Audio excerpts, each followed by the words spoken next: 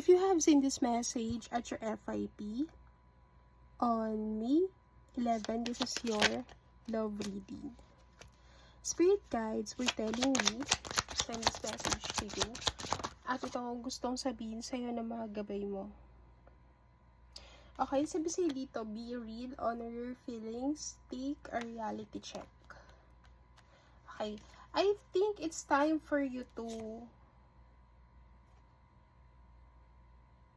be honest on how you truly feel. Okay, I'm thinking about you wanted to confess on someone as you see this video.